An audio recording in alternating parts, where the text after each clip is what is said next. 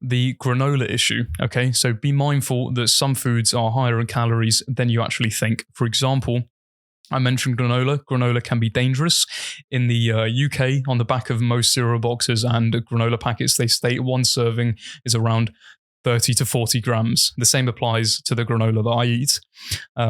When you actually weigh out 30 to 40 grams, it's a pathetic amount of granola. Because of this, people, they're like misled, as 30 to 40 grams of granola contains a relatively low amount of calories. So they just pour themselves up like a bowl, what they consider to be like a decent size without weighing it out. And like, oh yeah, that's probably a serving. But 30 to 40 grams, that's like 170 calories. But that's because it's just a pathetic amount of granola. Okay. But when you actually weigh out what most people will consider to be a decent serving of granola, say, I don't know, 150 to 200 grams. 150 is still not much at all, really, for me personally. So 200 grams plus is probably a decent size for most people.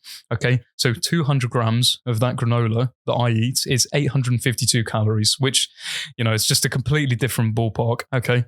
It's a big difference. So be mindful when it comes to cereals in general. Side tangent over.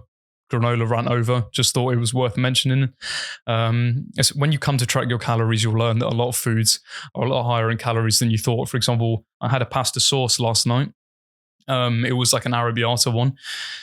Can't remember which brand it was, but it was, you just think it's going to be like tomatoes and you think it's going to be very, very low calories. So you just empty the whole jar in. But this kind of like 700 gram jar of pasta sauce, which you think is just tomatoes, was like 700, 800 calories.